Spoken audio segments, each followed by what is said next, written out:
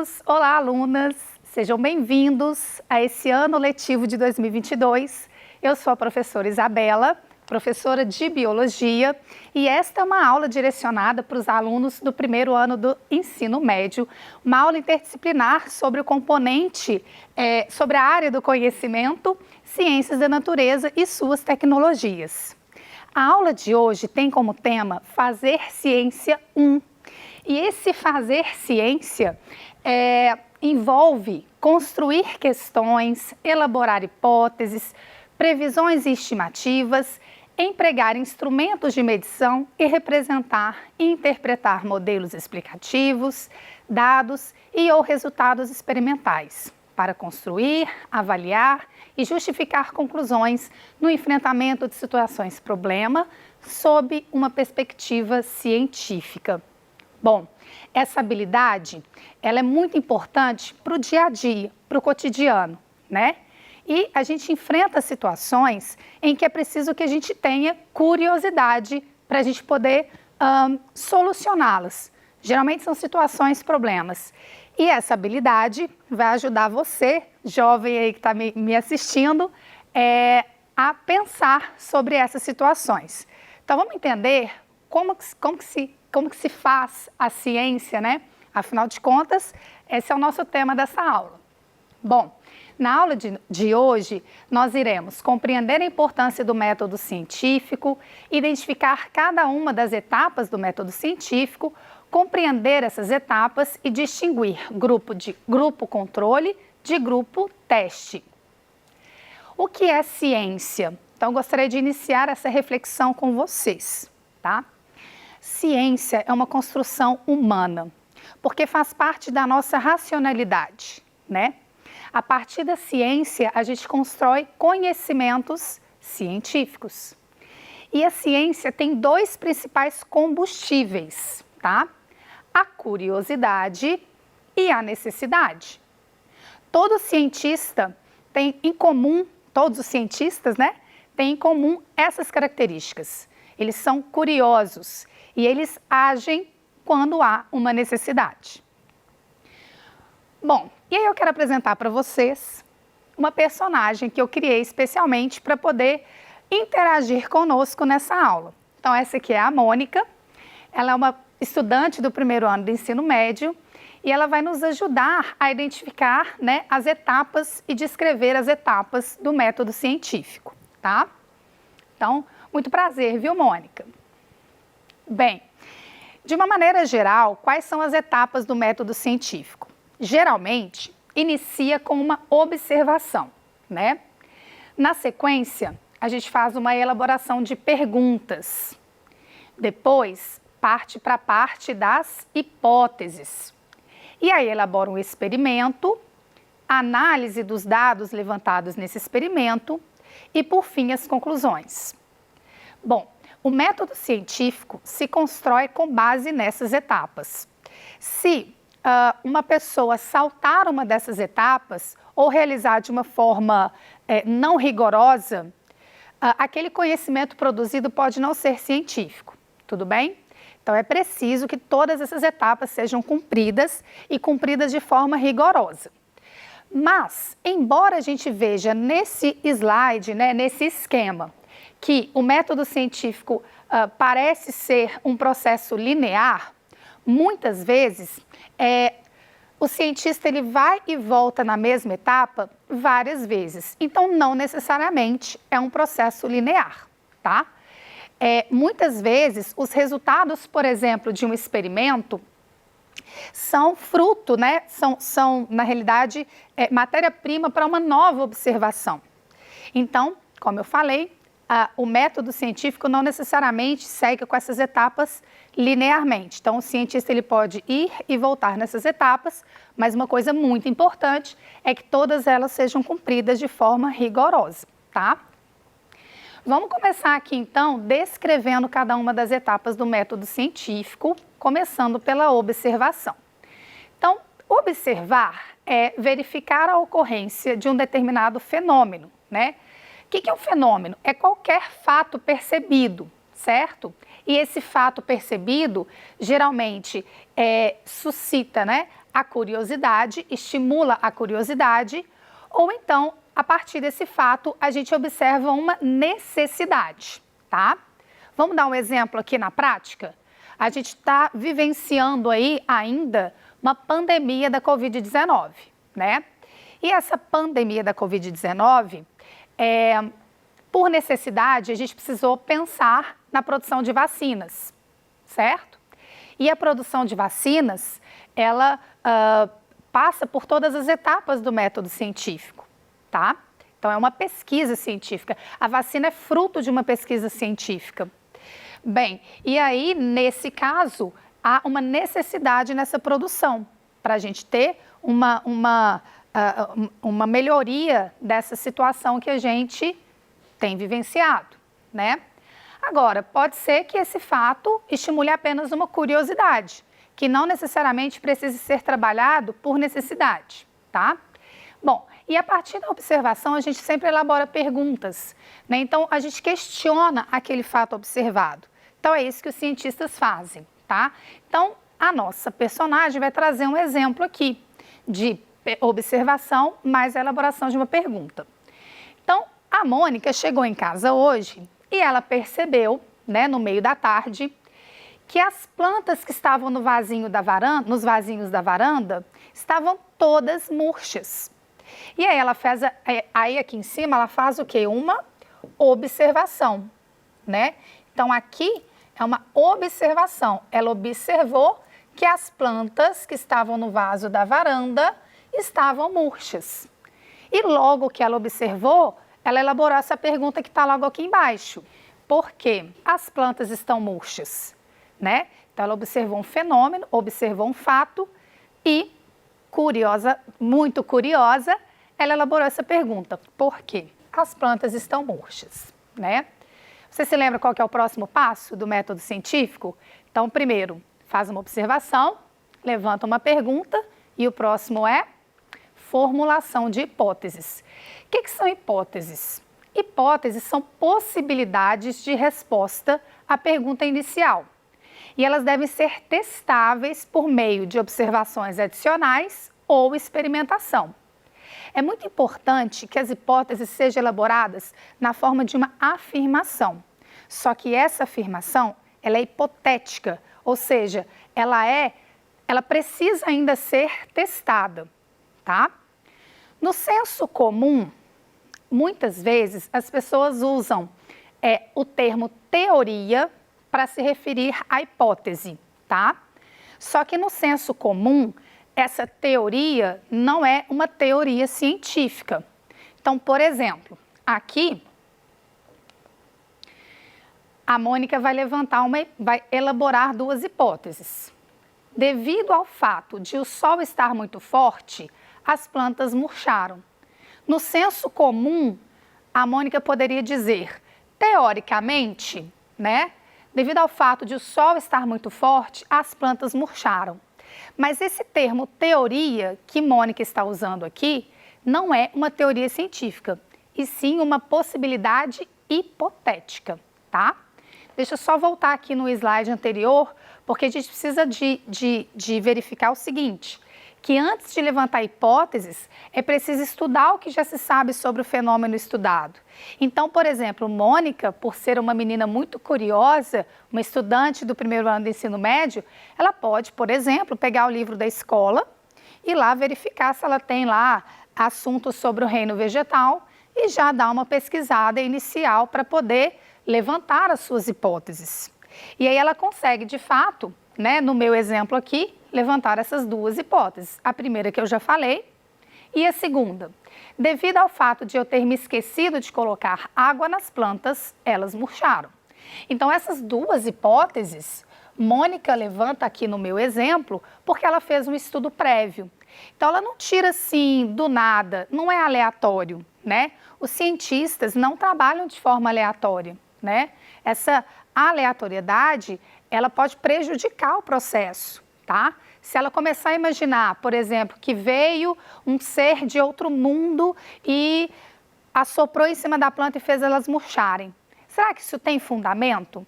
Então, essa é a questão. precisa de ter algum fundamento na hora de elaborar uma hipótese, ok? Bom, o próximo passo do método científico é a experimentação, que geralmente é a parte que a gente mais gosta, né? Só que experimentar, fazer experimentos num laboratório ou fazer experimentos na cozinha de casa, porque isso é possível, eles não são a única etapa do método científico, né? Para a gente ser um cientista, a gente precisa estudar muito e seguir com todas as etapas que eu já comentei com vocês, tá?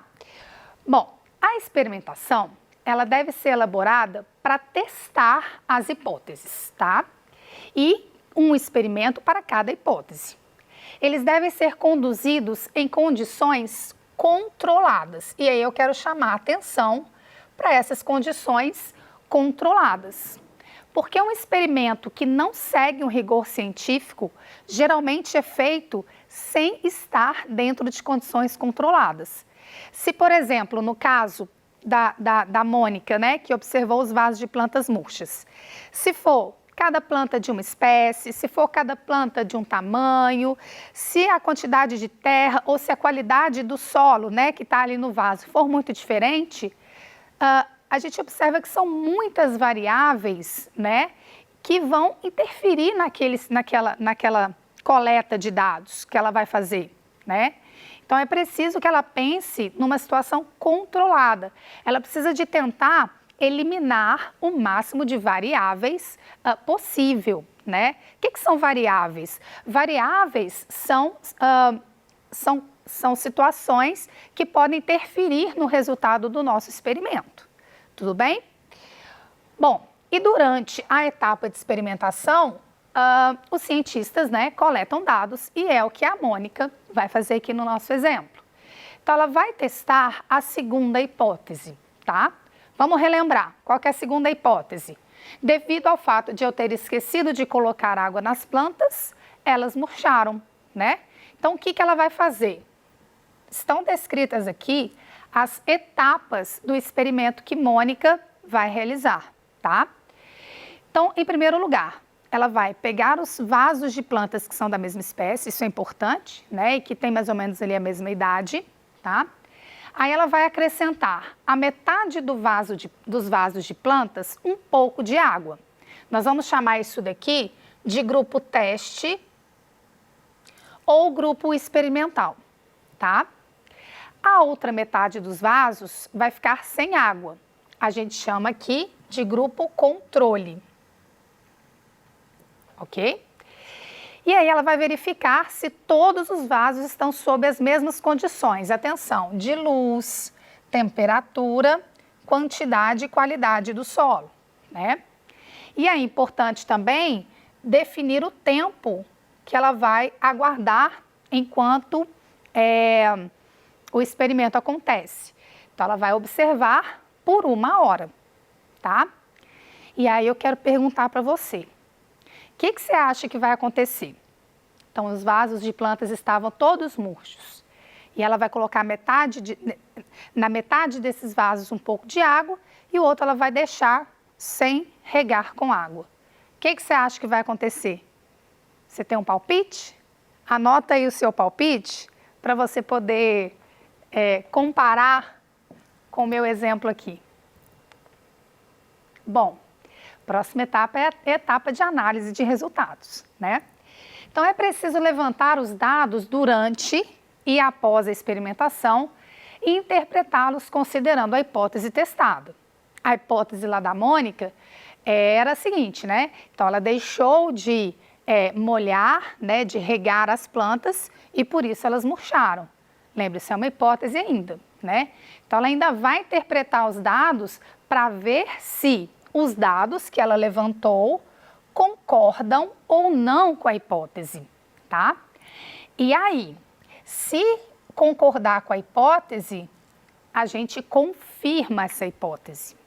Se não concordar, é preciso realizar um novo experimento ou elaborar uma nova hipótese. Vejam, as etapas do método científico, elas não são lineares, percebem? Então, aqui, por exemplo, se a hipótese não for comprovada, ela vai voltar na elaboração das hipóteses, né? Então, fazer ciência é isso, né? Os cientistas, eles erram, entre aspas, eles erram muito antes de construir um conhecimento novo, né?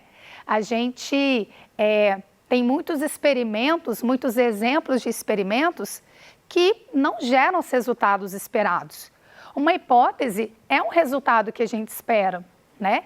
E se não gera um resultado esperado, pode acontecer ali uma frustração, mas precisa seguir em frente.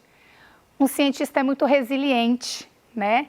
Ele lida com as negativas dos seus testes e usam aqueles dados para eles conseguirem dar um passo atrás, né? E elaborar uma nova hipótese, pensar em um novo experimento, porque é assim que a ciência se constrói, tá? Bom, o dado coletado pela Mônica foi o seguinte: na metade das plantas em que a água foi colocada, observei que as folhas voltaram a ficar vistosas e a outra metade permaneceu com as folhas murchas. E aí o que a gente tem? Uma confirmação da hipótese aqui no meu exemplo. Olha como é que a Mônica está feliz, né? Então, a gente confirma a hipótese. Se confirma a hipótese, a gente pode agora elaborar as conclusões, né? Se os dados coletados confirmam a hipótese, ela pode ser a explicação correta para o fenômeno observado. E aí, vamos pensar aqui nesse exemplo, a elaboração das conclusões. Iniciando lá na primeira etapa. A pergunta inicial foi: por que as plantas estão murchas, né? A hipótese testada foi a hipótese número 2. Devido ao fato de eu ter me esquecido de colocar água nas plantas, elas murcharam. O resultado do experimento foi: ao colocar água na metade dos vasos de plantas, elas voltaram a ficar vistosas e com aspecto saudável. Então, a conclusão de Mônica: as plantas precisam de água para ficarem saudáveis. Depois das conclusões, os cientistas precisam de informar a comunidade sobre as suas descobertas, né? E essa divulgação permite que outras pessoas realizem testes, reinterpretem resultados e elaborem novas questões.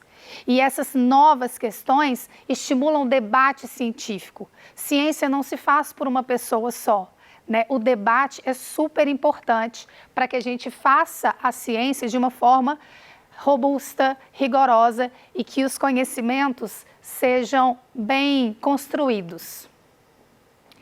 O método científico não necessariamente deve apresentar todas as etapas de forma linear, né, descritas anteriormente. Então, o cientista tem toda a liberdade de lidar com esse método científico da forma que lhe convém, como eu falei para vocês. E durante muitos anos, diversos estudiosos conduziram o método científico de maneiras diferentes, né? E esse fato não prejudicou em nada a formação, né, de teorias e de leis que conhecemos e até mesmo a forma de encarar o método científico. E aí eu volto aqui para dizer para vocês o que é uma teoria, o que é uma lei, né? Uma lei e uma teoria são criadas quando vários cientistas conseguem alcançar as mesmas conclusões a partir dos seus experimentos, né?